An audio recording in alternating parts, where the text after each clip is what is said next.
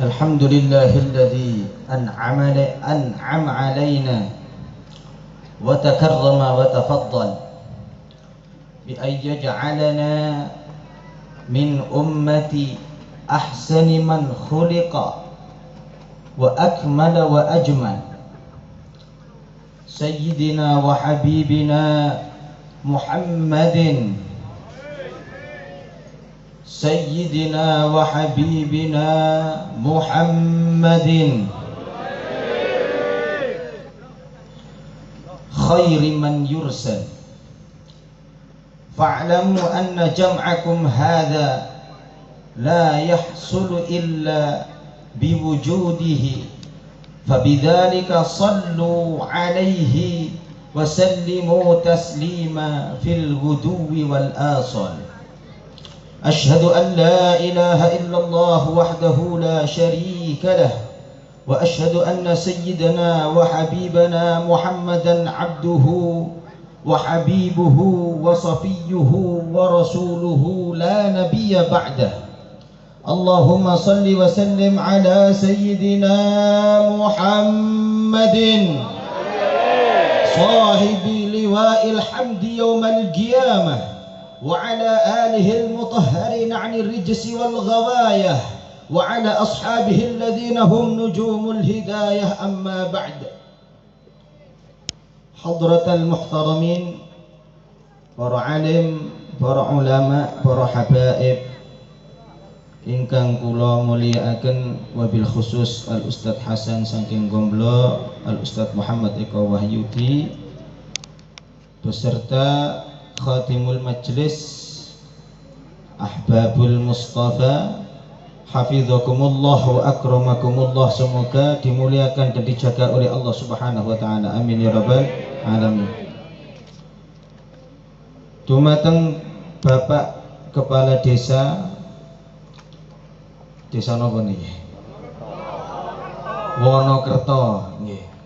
Yang oleh Allah sudah digiring dan digerakkan hatinya untuk hadir di tengah-tengah kita. Semoga pemerintahan beliau mendapatkan berkah dari Allah Subhanahu wa taala. Amin ya rabbal alamin. Dumateng sahibul hajah Ibu sinten? Ibu Wagini. Sakit nggih? Sakit. Mugi-mugi sakite punika ndadosaken maghfirah, pengampunan dosa saking Allah Subhanahu wa taala. Mugi-mugi sedanten kelepatane dipun pangapura dening Allah Subhanahu wa taala. Mugi-mugi dipun paringi saras dening Allah, sehat wal afiyah. Amin ya rabbal alamin. Dumateng para hadirin wal hadirat, semoga kedatangan panjenengan di tempat ini merupakan sebuah tanda panjenengan adalah umat baginda Rasul dan diakui oleh baginda Rasul Muhammad sallallahu alaihi wasallam, dan dikumpulkan oleh baginda Rasul dengan baginda Rasul Muhammad sallallahu alaihi wasallam di dunia ini. Di dalam mimpi kita dipertemukan, di yaumul qiyamah kita dipertemukan, di mahsyar kita dipertemukan, sehingga di akhirat nanti ketika kita masuk surga berkumpul dengan baginda Rasul Muhammad sallallahu alaihi wasallam. Amin ya rabbal alamin. Puja dan puji syukur kita haturkan kehadirat Allah Subhanahu wa taala. Salawat serta salam kita sanjungkan kepada junjungan kita Nabi besar Muhammad sallallahu alaihi wasallam. Karena tanpa wujudnya beliau, acara ini tidak akan terwujud. Bahkan kita tidak akan ada di dunia ini. Tanpa wujudnya beliau, bahkan Nabiullah Adam tidak akan diciptakan oleh Allah Subhanahu wa taala. Bahkan dunia ini, akhirat tidak akan diciptakan oleh Allah Subhanahu wa taala. Dalam sebuah hadis disebutkan, laulaka ya Muhammad ma khalaqtul aflak. Kalau tidak karena engkau wahai Muhammad, aku tidak akan menciptakan alam dunia, alam semesta, dunia dan akhirat. Maka keberadaan kita, keberadaan orang tua kita, keberadaan majelis ini murni barokah dari keberadaan baginda Muhammad sallallahu alaihi wasallam. Allahumma sholli alaih, Allahumma sholli alaih. Nah, nek panjenengan pengen mangke kepanggih Rasul, ngadah-ngadahi sholawat gitu. Ngadah-ngadahi waus sholawat. Nek mboten pengen kepanggih kali baginda Rasul, mboten pengen nggih sak kersa panjenengan. Hadirin wal hadirat yang dimuliakan oleh Allah Subhanahu wa taala. Kenapa kok para ulama itu seneng dikit-dikit ada sholawat? Ada satu majelis ada sholawatnya, apa-apa sholawat, ya kan? Karena apa? Karena ini wujud kecintaan kita kepada baginda Rasul Muhammad sallallahu alaihi wasallam. Wujud kecintaan kita kepada siapa? Baginda Rasul Muhammad sallallahu alaihi wasallam. Maka bukan hanya di Indonesia. Di Indonesia ini nanti banyak orang kritik. Oh, apa toh titik-titik majelis sholawat, titik-titik majelis sholawat. Hatta di Mekah dulu di zamannya Sayyid Alawi Al-Maliki, ayah daripada Sayyid Muhammad ibnu Alawi Al-Maliki, dulu beliau ditegur, ini sampean dan jamaah sampai itu titik-titik kok shollu ala nabi, setitik-titik shollu ala nabi, titik-titik apa itu namanya sholawat kepada Rasulullah Sallallahu Alaihi Wasallam. Ya apa-apa itu Allah dahulukan baru Rasulullah. Maka apa itu namanya Sayyid Alawi ini beliau tersenyum, ya kan? Karena dikit-dikit jamaahnya itu Allahu wa rasuluh, Allahu wa rasuluhu a'lam, Allahu wa rasuluhu a'lam. Dikit-dikit membaca sholawat kepada baginda Rasul Muhammad sallallahu alaihi wasallam. Maka Sayyid Alawi beliau mengatakan kepada orang yang menegur tadi, ya sudah, saya tak ikut sampean, ya kan? Saya tak ikut sampean. Lah gimana? Tak baca ayat Al-Qur'an dulu aja. Bara'atum minallahi thumma rasulihi. Loh. Kamu jangan merubah Quran katanya. Dalam Al-Qur'an surat Taubah itu, ya kan, bara'atun minallah wa rasulihi.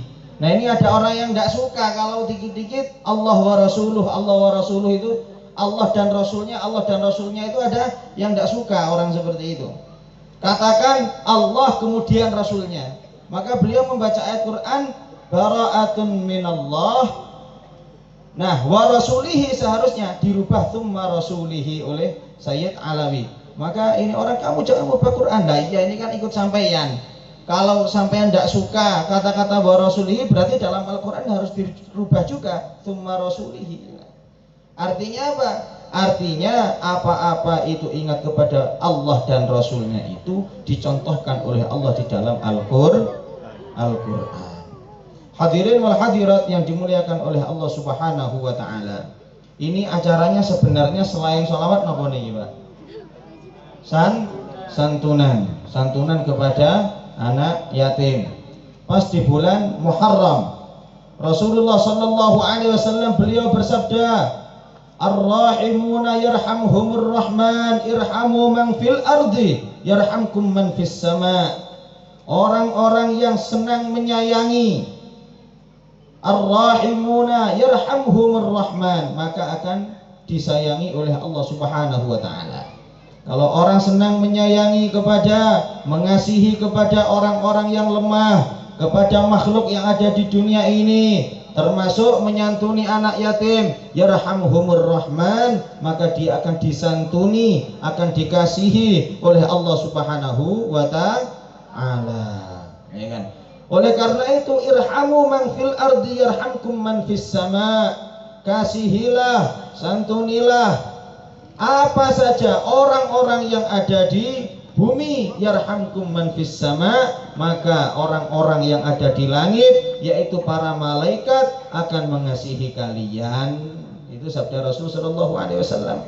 Kalau kita mengasihi, menyantuni anak yatim, kita mengasihi orang-orang yang ada di sekitar kita, maka para malaikat oleh Allah diperintahkan untuk berdoa rahmat. Rahmat dari para malaikat itu apa?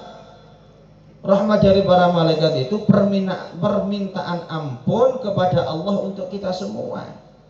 Jadi secara tidak langsung jenengan ngasih santunan kepada anak yatim, itu panjenengan berdoa kepada Allah dan didoakan oleh para malaikat supaya panjenengan dosa-dosanya diampuni oleh Allah Subhanahu wa ta'ala. Kalau panjenengan yang berdoa, jenengan satu hari itu meminta ampun kepada Allah berapa kali? Pinten Pak Bu? Dalam satu hari berapa kali? Napa gak tau belas jaluk sepura ten pangeran? Mungkin nek enten musibah baru jenengan bingung. Gusti, kula niki dosa napa to Gusti? Kok angsal musibah kados ngeten iki? Ngoten niku lho Bu Pak. Dosa niku saking kathahe menungsa niku kadang mboten rumangsa gadah dosa. Gitu. Tapi nek para ulama, para wali-walinya Allah, hati orang-orang yang hatinya bersih, orang-orang yang senantiasa taqarrub kepada Allah Subhanahu wa taala, saking sedikitnya dosa, mereka merasa dosanya itu numpuk-numpuk. Nah, kalau kita saking banyaknya dosa, kita tidak merasa punya dosa. Sehingga kalau ada ujian dari Allah Subhanahu wa taala yang keluar dari lisan kita, Gusti kula niki dosa napa kok angsal cobaan kados ngeten niki. Ketahuilah dosa kita ini banyak. Berapa perkara fardu yang kita lalaikan, berapa perkara sunnah yang kita tinggalkan. Oh, sunnah saja kok, sunnah saja ditinggalkan tidak apa-apa, dilakukan dapat pahala, ditinggalkan tidak apa-apa. Nah, ngoten toh, mboten kok tidak apa-apa gitu. Kalau kita cinta kepada Rasul Sallallahu Alaihi Wasallam, memang pengertian daripada ulama sunnah itu yuthabu ala fi'lihi wa la yu'aqabu ala tarkih, ya kan? Didapat pahala kalau mengerjakan, wala yu'aqabu ala tarkih, dan tidak disiksa kalau meninggalkan. Tapi bukan berarti tidak apa-apa, sampean rugi. Di negara kita ini kewajiban setiap orang apa? Harus punya KTP, punya KK. Kalau orang bermotor harus punya SIM. Ada nggak di negara kita ini kewajiban sampean harus makan? Ada nggak di undang-undang negara kita sampean harus makan sehari 3 kali atau sehari 2 kali? Enten apa mboten? Mboten wonten gitu. Lah lek jenengan mboten makan kinten-kinten mboten dahar dihukum napa mboten? Kali negara? Mboten. Tapi nek jenengan mboten dahar jenengan rugi. Lah memahami sunnah itu seperti ini. Ya kan? Bukan berarti ditinggalkan itu tidak disiksa terus manten-manten mboten rugi, ya kan? Nah, akhirnya kita rugi. Maka wajib kita lakukan betul-betul yang sunnah, kita usahakan untuk melengkapinya, ya kan? Karena hidup ini modal kita, umur kita itu modal kita. Sejauh mana kita mendekatkan diri kepada Allah, usaha membersihkan hati kita, usaha menyambungkan pikiran kita, akal kita, nurani kita dengan Allah Subhanahu wa taala, maka sejauh itu pula hasil kita nanti ketika sampai di akhiratnya Allah Subhanahu wa taala. Seperti itu, ya kan? Maka apa-apa itu diniatkan ibadah, apa-apa itu diniatkan dekat, mendekatkan diri kepada Allah Subhanahu wa taala. Apalagi ini bulan Muharram. Bulan Muharram itu di dalam Islam merupakan salah satu bulan yang istimewa, ya kan? 10 Muharram Allah Subhanahu wa taala dulu menyelamatkan Nabiullah Musa alaihi salatu wasallam dari kejaran tentara Firaun. Nah, pertama kali dulu yang puasa Muharram ini 10 Muharram, ya kan? Yaumul Ashir min Muharram itu namanya Asyura. Hari ke-10 dari bulan Muharram itu namanya Asyura. Asyura itu artinya hari ke-10. Keranten ten Jawa Wali Songo gitu ngarani napa? Bulan Suro. Asal katanya dari bahasa Arab Asyura. Ya. Hari ke-10, hari ke-10. Jadi bulan Suro. Lah, dulu yang pertama puasa orang-orang Ahlul Kitab, orang-orang Yahudi. Nah, maka Rasulullah tanya kepada mereka, kenapa kalian kok berpuasa? Maka mereka menyampaikan, Allah dulu menyelamatkan Nabi Musa dari kejaran tentara Firaun, ya kan? Sehingga bisa membelah lautan menjadi 12 jalan. Itu terjadi pada 10 Muharram ini, pada tanggal 10 bulan ini. Maka Rasulullah jawabannya, nahnu ahaqqu bi Musa minkum. Kita ini lebih berhak untuk bersyukur kepada Allah tentang keselamatan Nabiullah Musa daripada kalian. Kalian ini mengatakan ikut Nabiullah Musa, tapi hakikatnya tidak ikut. Karena apa? Karena Musa itu memerintahkan untuk ikut kepada Nabi akhir zaman, kalian malah membohongkan. Maka Rasulullah SAW berpuasa pada hari ke-10 bulan Muharram itu, ya kan? Kemudian menyuruh para sahabat berpuasa, sehingga para sahabat berpuasa juga. Dan beliau mengatakan, kalau tahun depan saya ini masih hidup, maka saya akan puasa tanggal 9-nya juga. Untuk apa? Supaya ada pembeda antara amalan orang ahlul kitab, orang Yahudi, dengan amalan orang-orang Islam, dengan amalan orang-orang umat Muhammad sallallahu alaihi wasallam. Tapi ternyata pada tahun depannya beliau sudah dipundhut oleh Allah Subhanahu wa taala, sehingga tidak bisa puasa pada hari ke-9.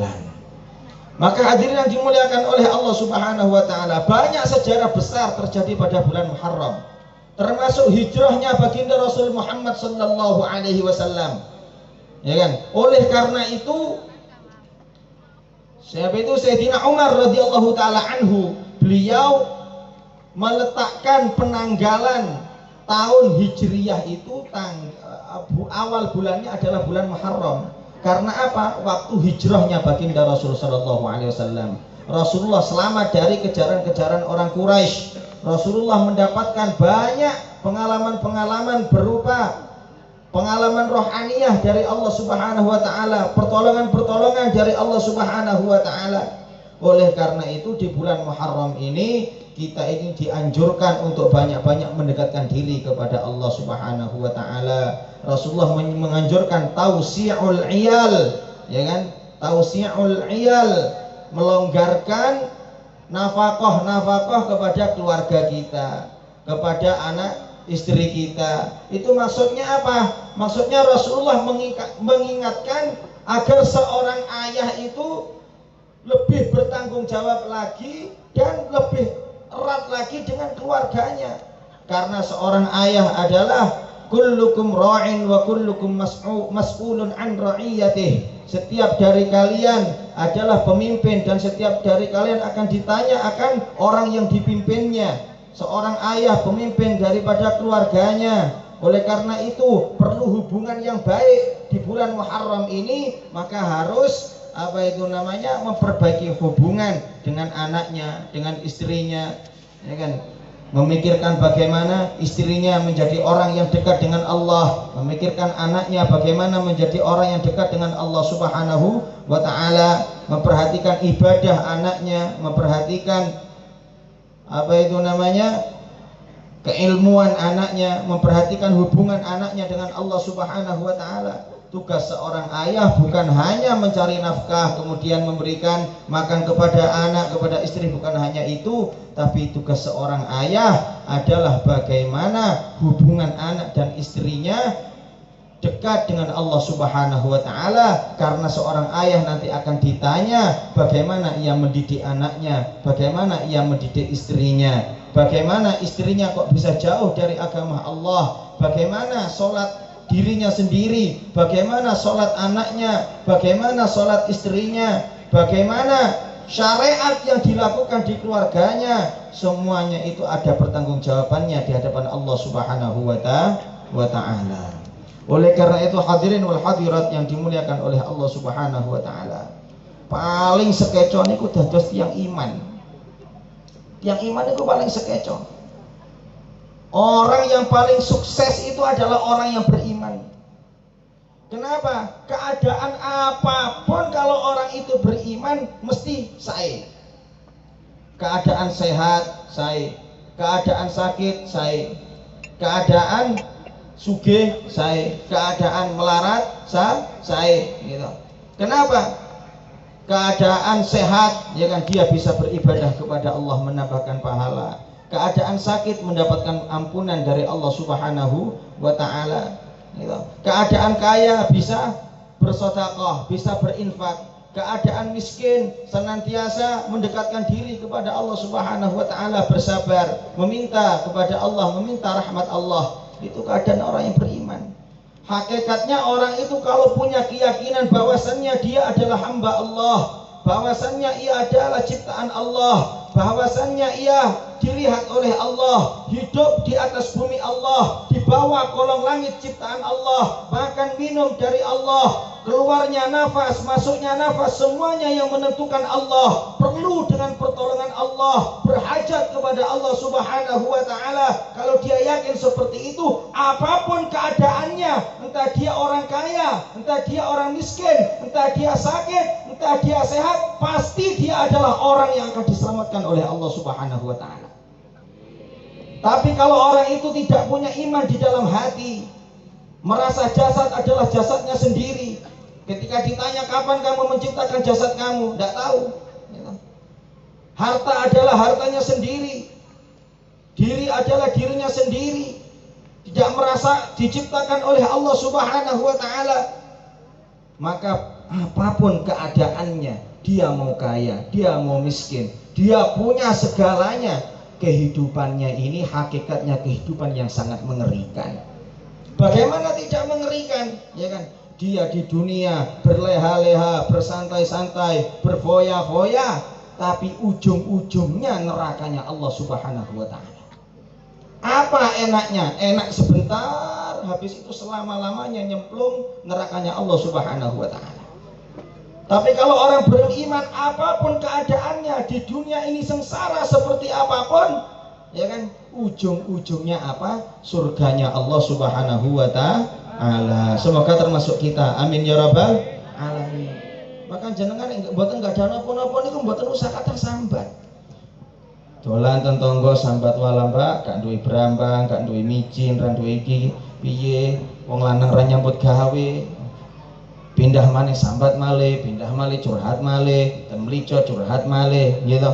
Menungso niku Pak Bu, jenengan curhati pertama, ngono ya diwirengaken. Kedua masih diperhatikan. Ketiga sudah agak menjauh. Keempat, kelima lama-lama bosan. Maka jenengan nek sambat bukan tempatnya, kepada tetangga itu bukan tempatnya. Jenengan sambat di melijo juga bukan tempatnya. Karena kita ini sama-sama manusia, ya kan? Orang yang kita sambati tidak mungkin bisa menunaikan hajat kita. Kita sambatnya kepada siapa? Allah Subhanahu wa ta'ala. Itu baru benar. Allah itu semakin kita sambati, semakin kita minta, semakin senang dengan kita. Semakin sampean doa, semakin senang dengan sampean.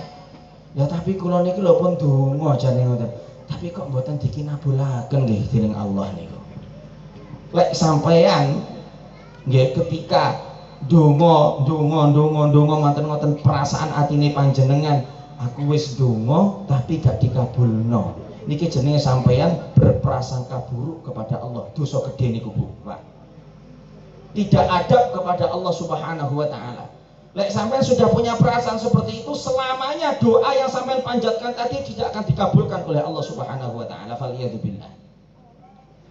Lah nek panjenengan niku nyuwun marang Allah kok belum diparingi, niku bukan berarti tidak dikabulkan. Allah itu senang dengan suara sampean.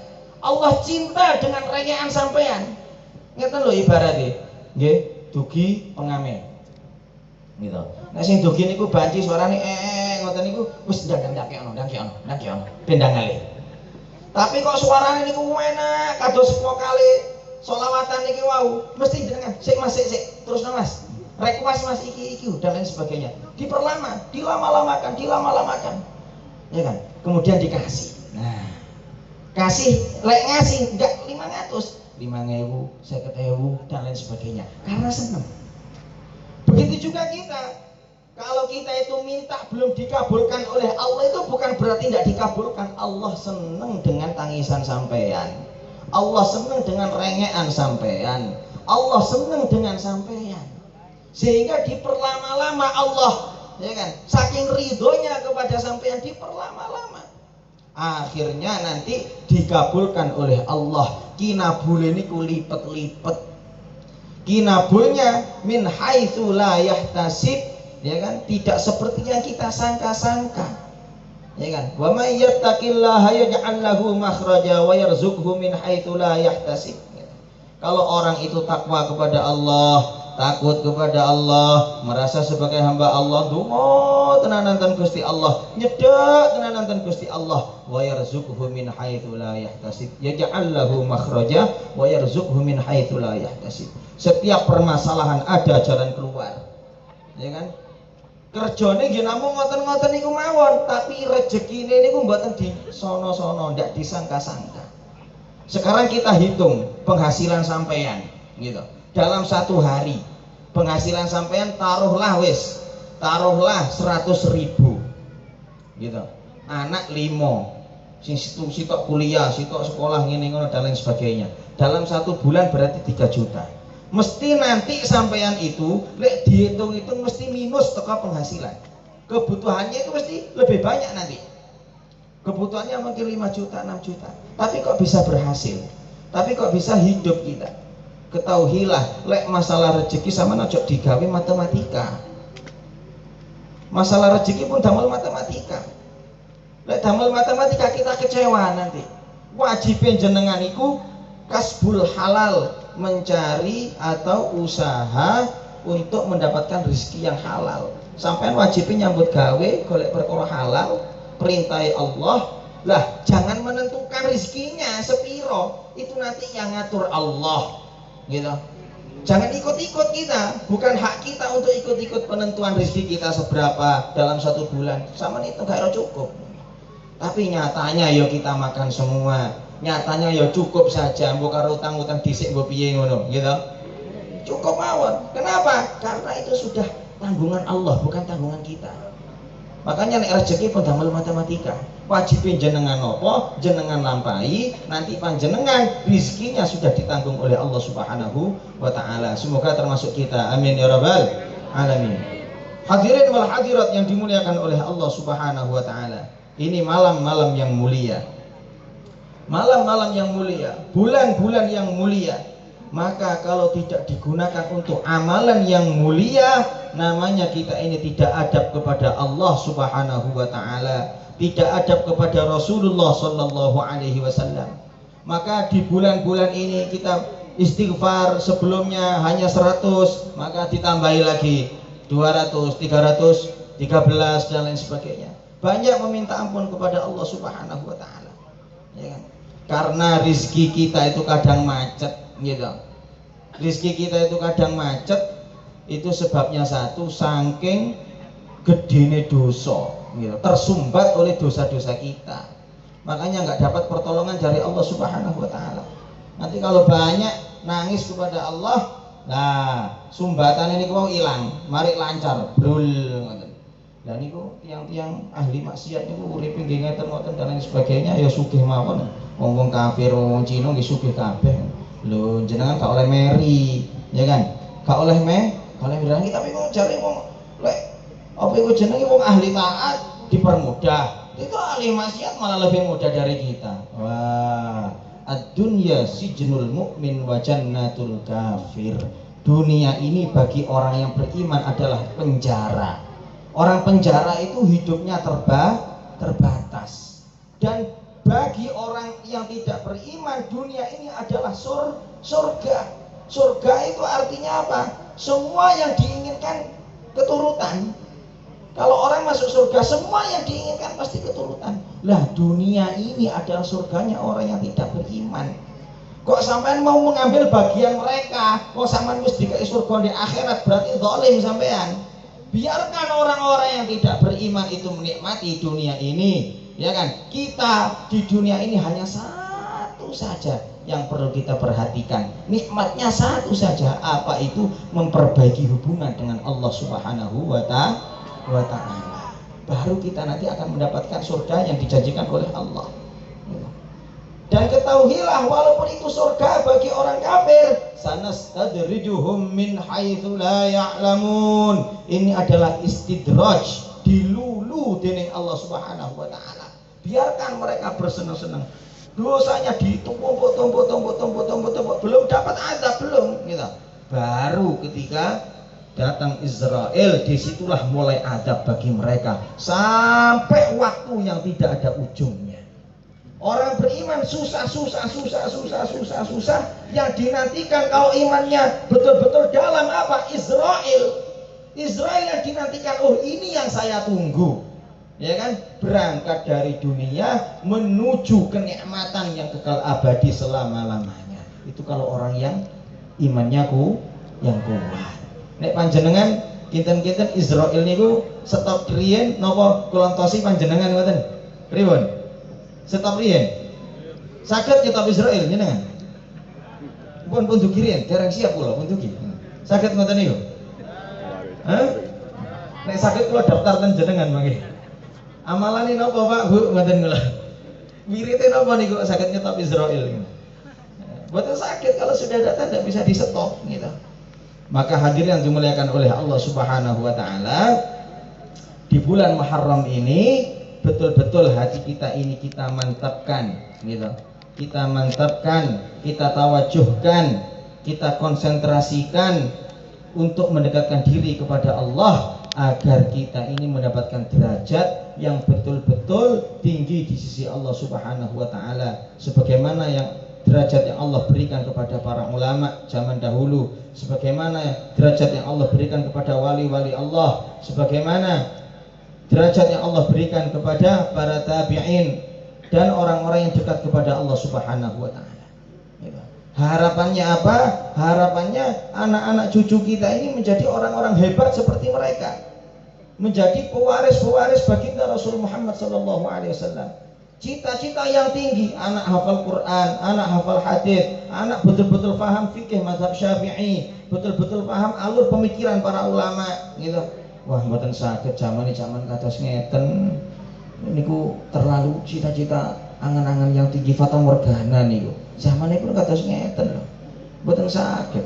Mboten saged Pak Bu, lek ngandalno kekuatane sampean mboten saged. Tapi nek ngandalno kekuatannya Allah Subhanahu wa taala, apa yang tidak mungkin bagi Allah. Penting kita minta, kita usaha. Yang menjadikan Al-Imam Asy-Syafi'i menjadi imamnya seluruh orang mazhab Syafi'i siapa? Allah. Yang menjadikan Imam Ghazali menjadi imamnya orang ahli tasawuf siapa? Allah. Yang menjadikan Al-Imam Bukhari menjadi imamnya ahlul hadits siapa? Allah Subhanahu wa taala. Yang menjadikan Imam Asy-Syaikh Bahuddin An-Naqsyabandi menjadi imamnya orang thariqah An-Naqsyabandiyah Al-Kharidiyah siapa? Allah Subhanahu wa taala. Maka tidak mungkin bagi Allah, Allahnya sama, yang diminta sama. Nek jenengan itu sungguh-sungguh, jenengan minta kepada Allah dengan betul-betul, kok tidak dikinabulkan sebagaimana kinabul yang Allah berikan kepada orang-orang terdahulu, itu tidak mungkin. Kok tidak diberikan berarti jenengan tidak sungguh-sungguh. Dalam agama ini yang dinilai oleh Allah adalah kesungguhan hati, usaha kita, kesungguhan hati kita. Walladzina jahadu fina lanahdiyannahum subulana. Orang yang sungguh-sungguh di dalam agama Allah mesti nanti akan diberikan petunjuk oleh Allah menuju jalan-jalannya sehingga dia sukses. Gitu. Allahnya sama. Dalam agama yang dihitung bukan hasilnya, tapi usahanya. Bagaimana kesungguhannya? Maka kita tampakkan kesungguhan kita di hadapan Allah di malam hari ini. Kita minta kepada Allah, kita menangis kepada Allah, dan untuk seterusnya semoga kita dijadikan oleh Allah orang-orang yang bertakwa, orang-orang yang takut kepada Allah, keluarga yang sakinah, mawaddah, warahmah. Suami kita, suami yang dapat membimbing kita, istri yang taat kepada kita, taat kepada suaminya. Anak-anak kita menjadi orang-orang soleh, hafidh Al-Quran, hafal hadis, menjadi pewaris baginda Rasul Muhammad sallallahu alaihi wasallam. Amin ya rabbal alamin. Niki kula solawatan itu niki iling tentarim kula. Sehingga ketika ten Hadramaut tentarim, tiang tarim niku titik-titik solawat ngoten. Maka lah tentarim niku saking senengi solawat niku, akhirnya atine niku kali Allah tiang-tiang awam niku dilurusaken kali Allah, dikencengaken. Sampai ulama mereka niku dawuh syawari'ut tarim syaikhun liman laisa lahu syekh. Jalan-jalan lorong-lorong di kota Tarim itu, di kotanya Habib Omar, di kotanya Habib apa itu namanya, para habaib yang lain, Habib Ali Al-Masyhur, ya kan, berdekatan dengan kotanya Habib Al-Habsyi, ya kan, yang punya Maulid Simtudurar itu, kalau beliau kotanya di Saiwon itu jaraknya antara Wonokerto dengan Gondanglegi. Nah, di Tarim ini kotanya para aulia illah, kotanya para wali. Jalan-jalan lorong-lorongnya kata orang-orang besar sana adalah syekhun liman laisa lahu syekh, guru bagi orang yang tidak punya guru, petunjuk bagi orang yang tidak memiliki petunjuk. Karena apa? Dulu saya kaget, Wong Tarim kok iso ngomong jalan-jalannya ini guru bagi orang yang tidak punya guru, itu apa? Mau yo gersang kayak gini.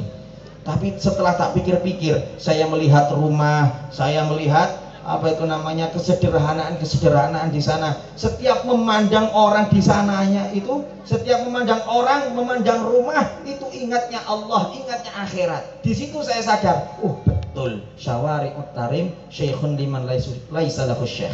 Lorong-lorong di kota Tarim itu guru bagi orang yang tidak punya guru, mengingatkan kita akan akhiratnya Allah Subhanahu wa taala.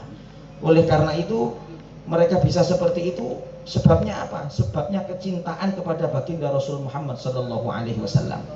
Kalau kita kecintaannya tinggi, roh kita dikumpulkan oleh Allah dengan baginda Muhammad sallallahu alaihi wasallam. Maka majelis-majelis seperti ini perlu untuk dikembangkan, perlu untuk disemangatkan, perlu untuk dibangkitkan. Kemudian sunnah-sunnahnya Rasul perlu untuk dikerjakan, perlu untuk dilakukan. Bukan hanya datang sholawat, habis itu setelah sholawat agamanya minggat dewe-dewe, mboten. Di rumahnya wis sing damel kudung nggih damel kudung, sing mboten nggih mboten, dan lain sebagainya, ya kan. Kalau kita salah, kita akui kesalahan kita di hadapan Allah. Kita nggak usah ngeritik orang, nggak usah bilang kamu gini, kamu gitu, dan lain sebagainya, nggak usah, ya kan. Kita doakan dia, kita pinta hatinya kepada Allah Subhanahu wa taala supaya orang-orang yang melakukan hal-hal yang tidak sesuai dengan syariat Allah itu sadar, dan kemudian kita memberikan nasihat, mendekati mereka dengan cara yang baik. Ud'u ila sabili rabbik bil hikmah wal mau'izatil hasanah wajadilhum billati hiya ahsan. Mengajak orang kembali kepada agama Allah itu bil hikmah, dengan hikmah, wal mau'izah hasanah, dan nasihat-nasihat kebaikan, lemah lembut, ya kan. Kalau butuh diskusi, butuh perdebatan, wajadilhum billati hiya ahsan, mujadalah, perdebatan, diskusi dengan cara yang paling terbaik, memakai akhlak baginda Rasul Muhammad sallallahu alaihi wasallam. Mungkin ini saja yang dapat saya sampaikan. Semoga kehadiran saya di sini tidak mendatangkan adab, justru mendatangkan rahmat dari Allah Subhanahu wa taala. Semoga kehadiran panjenengan ini diterima oleh Allah Subhanahu wa taala, menjadikan panjenengan dikumpulkan dengan baginda Rasul Muhammad sallallahu alaihi wasallam.